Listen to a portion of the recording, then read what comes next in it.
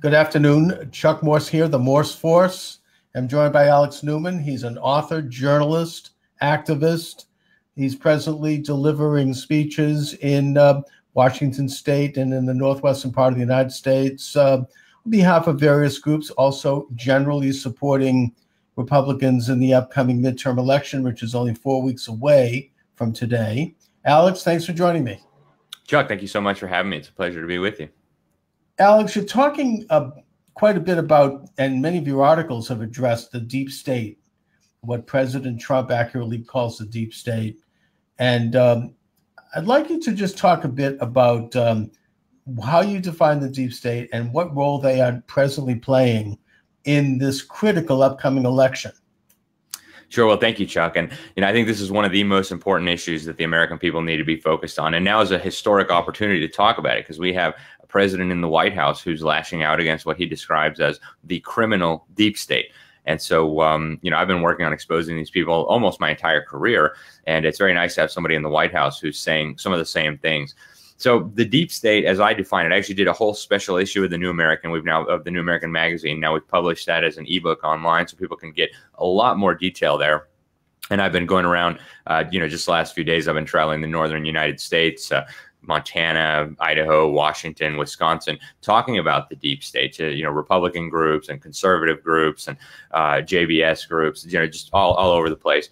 And my main point is I kind of divide it up into 5 subsections to kind of make it more manageable. So we have the bureaucracy, right? And I think at this point, everybody, even the liberals, recognizes that we have what's called a deep state within the bureaucracy, this kind of cabal of unelected people who tries to, turn things their direction, regardless of what we vote for, right? They write the regulations, they set up the system to benefit themselves and to move their agenda forward. We know from the data that of the money they gave in the 2016 campaign, as just one example, something like 97% of it went to Hillary Clinton. In some of the departments, the Department of Education, it was like 99.7% of the money they donated went to Hillary Clinton.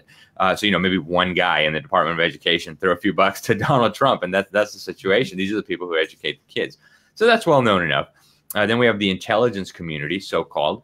And I always start with the caveat that there's a lot of good people working in the CIA and the NSA. I have good friends who work there or have worked there, and they love America, they love God, they love the Constitution. They're good people.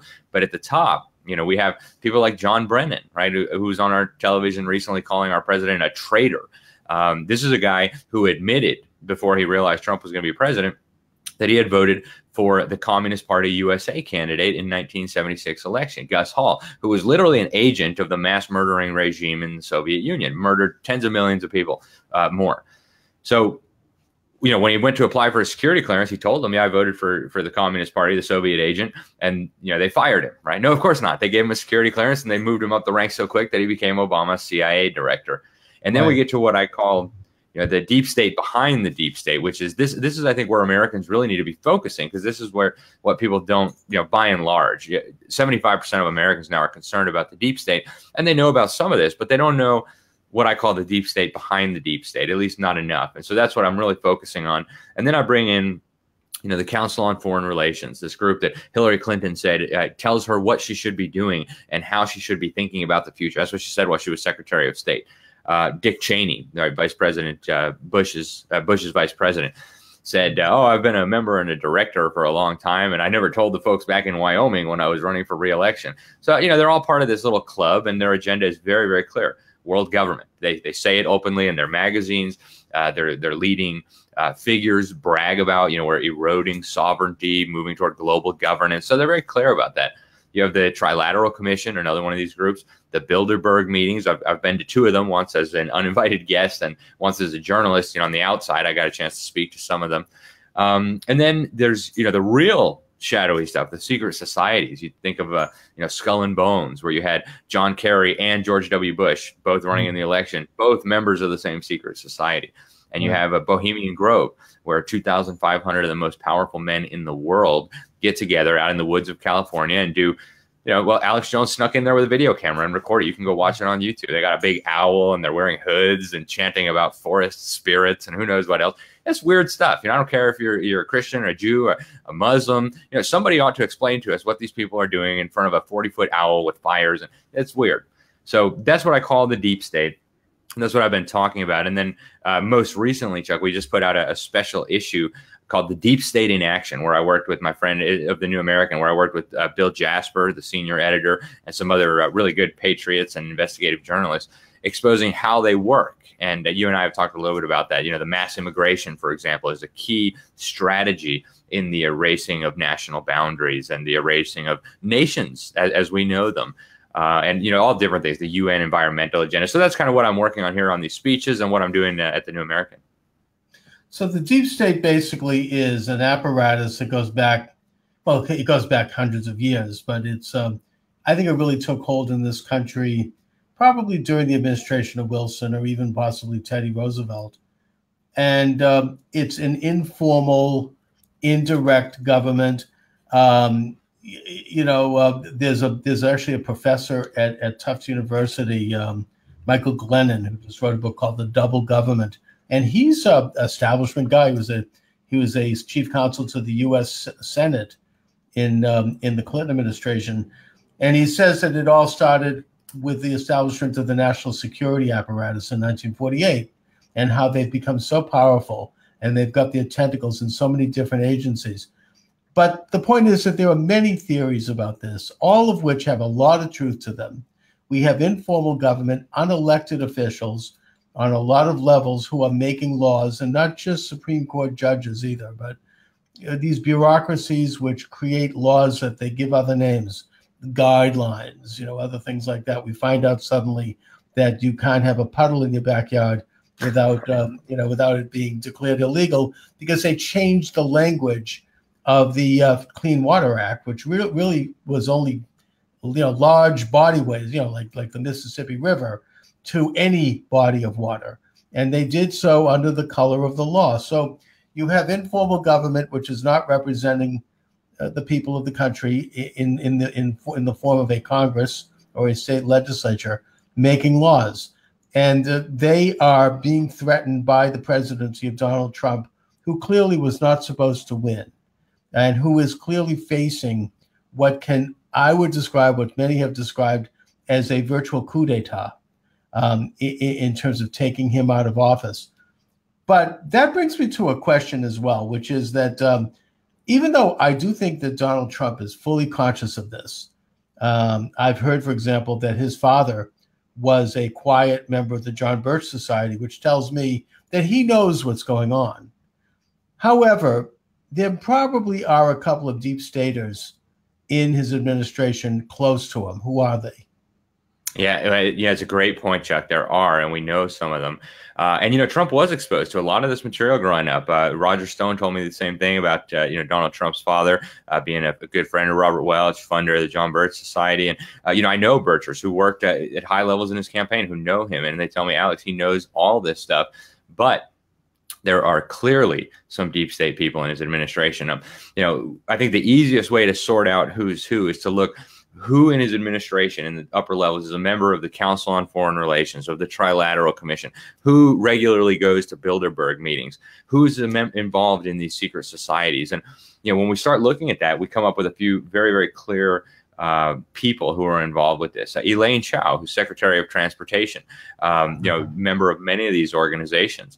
And, there's a logical explanation for why she's there. I've heard it explained, well, she's married to Mitch McConnell, and Mitch McConnell's the guy who's got to approve, through the Senate, all of his appointees. And so, he had to throw him a bone and hopefully get some good people. And he does have good people in there too. He's got some very good people in his administration who, are very like-minded and who understand this. In fact, Rich Higgins, the director of policy and planning at the National Security Council, before he was removed by a deep stater, H.R. McMaster, outlined some of these exact same things, Chuck. He talked about the deep state, how the Islamists and the globalists and the socialists were uniting into one to wage war on Trump, to wage war on the American people, on the American ideal. He described what they were doing as sort of like a Maoist insurgency, and he actually used the term the deep state to describe what we're dealing with. So a lot of good people. As I mentioned, he was fired by H.R. McMaster, who was total deep state establishment guy. We've got people like Trade Representative, the U.S. Trade Representative Robert Lighthizer, member of the Council on Foreign Relations, who just dropped this monstrosity on us called the U.S.-Mexico-Canada Agreement. I mean, Trump is saying all the right things, but then he's got his CFR members in his administration working on disastrous things like this trade agreement, which is going to surrender more of our sovereignty, even though Trump has clearly said that it is now our policy to reject globalism, to embrace national sovereignty and national independence, and to quit with the multilateral trade deals. He said this over and over and over again, and yet CFR people high in his administration are still pushing this stuff. So those are a few examples. There are some others. The really good news is that there's significantly less of these people than there have been in previous administrations. If you look at the Bush administration, the Obama, the Clinton, it doesn't matter. They have been absolutely packed with these people. I mean, they were just outright tools of this establishment. That's right. I mean, the classic example, of course, is the Clintons, who knew that they could practically operate as a law in and of themselves and enrich themselves and become super powerful, and know they would never be held accountable as long as they genuflected in the direction of this establishment. That's I think something they probably realized when they got started. As far as the new trade agreement goes, I haven't actually read it, but it seems to me to be at least somewhat of an improvement over NAFTA. But yeah, it probably still has elements of it that erode national sovereignty. Yeah, well, I have not read it myself either. It's 1,800 pages. I'm quite sure Trump has not read it either, because if he had, I think he would very quickly realize what was going on here. But my colleague at the New American, Christian Gomez, has been doing a lot of reading and a lot of searching through this, and there are some very dangerous provisions. And if you really want to know what the globalists think about this agreement, you have Richard Haas, the president of the Council on Foreign Relations. He sent out a message saying that this agreement was TPP, the Trans-Pacific Partnership, which Trump very wisely withdrew us from, plus NAFTA, plus 10 or 20%, and we got to get it passed right away. So right now it looks like it's running into some opposition in Congress. I think that's good. We've had top Republican people say that this is probably not going. It's definitely not going to happen before the midterms. It's probably not going to happen in the lame duck session. And so hope we have some time, I think. But I think somebody needs to get this information to Trump, and we're working to do that right now so that he realizes that what's in this is just absolutely dangerous. It flies in the face of what he said. And yet, there's a few provisions in there that conservatives could embrace. We don't want China setting, as Trump explained, we don't want China setting up front companies in Canada and Mexico and shipping in a bunch of junk with no tariffs while they extort us every time we try to send something over there and steal all our technology. So those are all good things, but all those can be accomplished without giving up our sovereignty to transnational bureaucracies, without setting up international kangaroo courts that are going to have the purported authority to overrule our state and federal officials.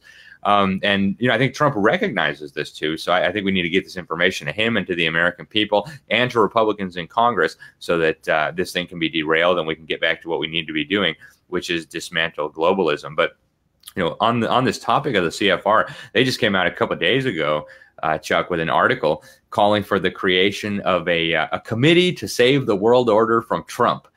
They said. Yeah, they wanted the nine closest allies of the United States to form a military alliance to hold down the fort on the New World Order until they can get rid of Trump and bring in, a more pliable president. So these people are very concerned about Trump, and that, from my perspective, is a great thing. That means he's doing something right, and he's got these people scared.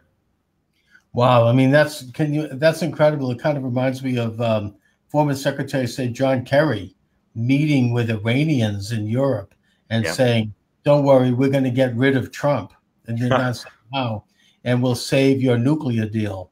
And Trump has had the courage to get rid of that nuclear deal, and he's right. He's standing up to the mullahs, and they seem to be unstable now. So it's having an effect.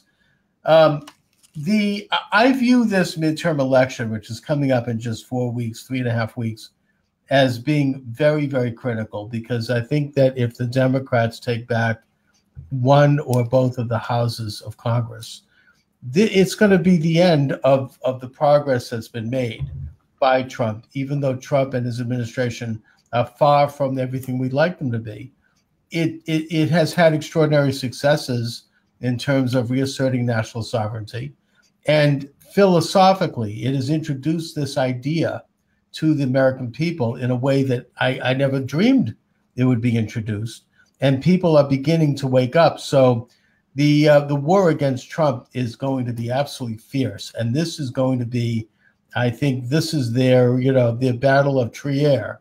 This is going to be, they're going to try to stem the flow and of Trump's advances, both politically and philosophically. What do you see happening? I mean, how are they operating in terms of trying to get back Congress or hold on to their power? Well, I'm hoping this is going to be their Waterloo. We shall see. I think they're counting on a lot of vote fraud. I think they're counting on dirty tricks. Yeah, and Project Veritas has exposed these people bragging about how they steal elections using fraud. So there's no speculation here. We know they use massive amounts of fraud. We know they register dead people and vote for them. They register illegal immigrants and have them vote. They bus people around to multiple polling locations to vote over and over again. We just found out this was going on in Alabama. Trump said millions of people voted illegally in the last election. He's absolutely right. I think that's why the establishment was so confident that Hillary was going to win, because they thought, hey, we've got millions of fraudulent votes. How are they going to beat that? And I think they just weren't prepared for the landslide. So I'm hoping that's what we'll see again in this election. I think you're absolutely right, Chuck. You're right. Trump is not everything we wish he would be. He can't be. If you think of a cruise liner going down the ocean, to try to turn that around on a dime with that kind of momentum, with thousands of people shrieking in your ears and trying to destroy you, that's hard work. So he's got a lot of, issues that he's trying to deal with here at one time. And even parts of the establishment wing of the Republican Party are, secretly behind his back conspiring against him and trying to bring down his agenda. So he's got a tough battle ahead of him. But if Democrats take back control of the House or the Senate, it will become infinitely more difficult. It will be nonstop phony investigations and partisan witch hunts, and nothing will get done. And, that would be an absolute disaster. And you're right, in terms of just the ideas that are coming out, the awareness that's increasing because he's in the presidency. This is unprecedented, Chuck. I'm going to, I speak to Republican clubs. I just spoke to one yesterday in Montana, legislators, high-ranking public officials there. And if I had told them some of this stuff about the deep state, even just, 4 or 5 years ago, they would have, thrown rotten eggs at me and yanked me out of there. But now people are waking up. Now people see it. Now the president is talking about it. And so there's a fundamental shift in the way that a big part of the American electorate understands the world and understands politics. This is unprecedented in my lifetime, and I think for generations going backwards. And if we end up losing this election, that could come to a screeching halt. So we need to do everything we can to make sure that doesn't happen. Right. And I think that, you point out the issue of voter fraud. It is a real issue. Even the Secretary of State of California recently admitted that there's been massive registering of illegal aliens, which is unconstitutional. They don't qualify to vote in a national election or for a federal office holder. A good example of how ugly they can be and how this really is a war, and this is real, was the complete attack on Kavanaugh. To me, I hope this is a wake-up call to people, regardless of whether they want to see the Supreme Court, as we do, with at least somewhat more of a constitutional orientation, with judges who actually read the law from the Constitution, as opposed to from some trendy idea. But the attack on it was so ugly, and I think that it's something that we should not let go of, because the whole thing is unraveling. It needs to be investigated further, how this was done, the timing of it, the outright, these ugly charges, which have all been proven to be false at this point, and cooked up, and how this was pulled off. To me, to have a full expose of this, that would really show the extremes, the lengths to which this, I would argue with you, the deep state will go to hold on to their prerogative and their power. Yep. Do you have any thoughts about that issue? I couldn't agree more with you, Chuck. And I think the where this problem really got out of control was in Alabama. There was a special election down there to replace the senator, and so we had Judge Roy Moore, probably one of the most conservative, constitutionalist, very, very good public official that we would have had on Capitol Hill. I mean, he just was, rock star in terms of his understanding of the Constitution and the understanding of American history, and, being willing to stand for principle. And so they pulled this on him, right? It started with fake news in the Washington Compost. And the problem with Roy Moore was parts of the Republican establishment were so terrified of him coming to Congress and exposing them all for what they are that they joined into it. Oh, there's credibility to these allegations, even though they knew very well that it was a fraud. There's some lawsuits ongoing right now. Now we know there was even voter fraud in that election, too. The Secretary of State in Alabama is investigating massive voter fraud in some of the heavily Democratic counties. They just basically put in enough votes to make sure their guy won. But because we didn't fight back in Alabama, or, I won't say we, I did what I could. I interviewed the judge. I thought he was a wonderful man, and these disgusting allegations of him were so obviously, transparently false. But because the Republican establishment let that happen, then they went for the next target, which, of course, was now Justice Kavanaugh. And, I don't think Justice Kavanaugh is perfect, but what they did to him is absolutely unconscionable. And I think what needs to happen here, I agree with you, Chuck, we cannot just let this slide. We cannot just forget that this happened. We have a video of Nancy Pelosi bragging about, oh, yeah, what we do is we make up smear charges, then they get printed in the press, then we point to the press to show that they're true, right? So this is a disgusting, for people who don't comprehend how people could be so evil and so disgusting, you need to pick up a copy of Saul Alinsky's book, Rules for Radicals. When I went to go work for the Leadership Institute, that's the first book they had us read, right? We got to training and boom, have the Saul Alinsky's book. So you open it up, it's dedicated to Lucifer. Literally on the first page, this book is dedicated to Lucifer. And then the next page is, the ends justifies the means. If you have to lie, cheat, steal, whatever it is to grab power, then you do that. And that's what they have done. And in this case, they have violated multiple criminal laws.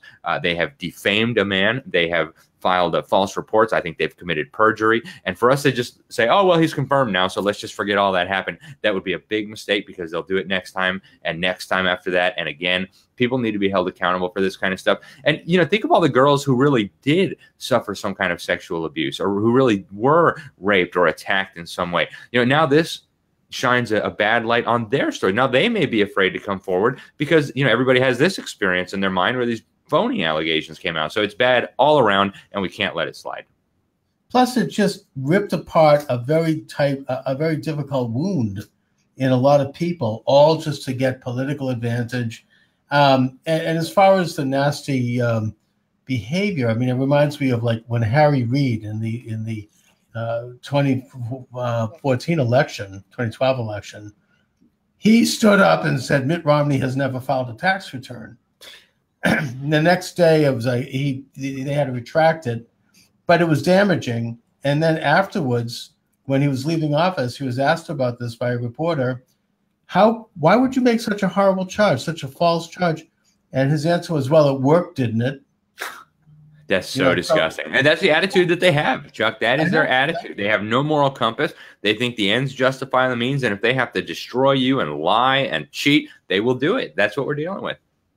That's right. So what we're dealing with here is just at their core, there is no actual system of belief. There's no ethics or morals that can be in any way discerned as objective or as outside of the manipulation of people, which is, of course, a belief in God. But putting that aside, it's essentially comes down to earthly power.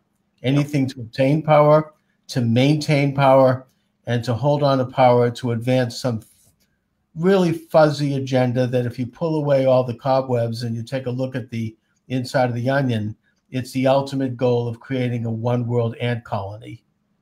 That's exactly right. Yeah. So that's what we're looking at here in this midterm election.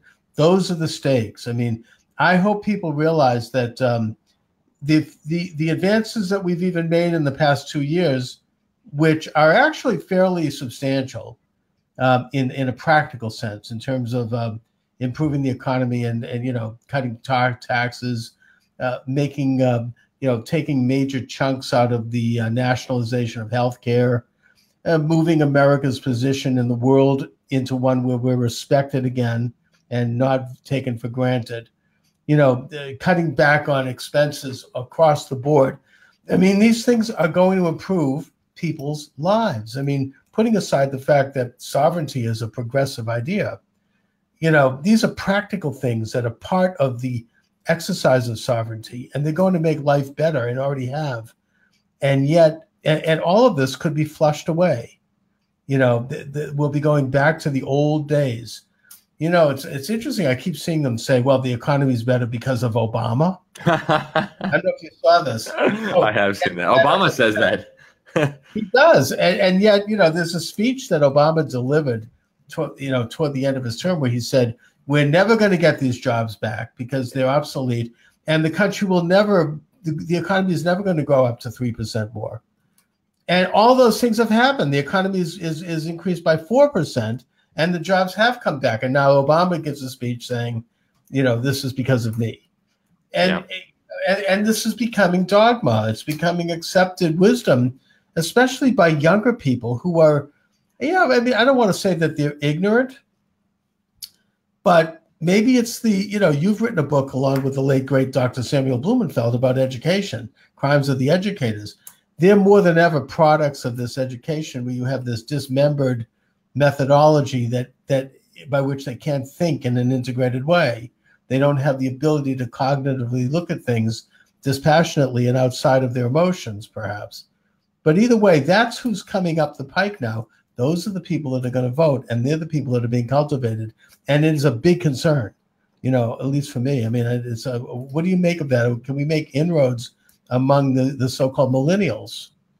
Well, I'm incredibly embarrassed to admit I'm actually a millennial. It's horrifying. How did this happen? Well, one of the advantages I have is that I was never put through a government school. I never stepped foot in one until university days.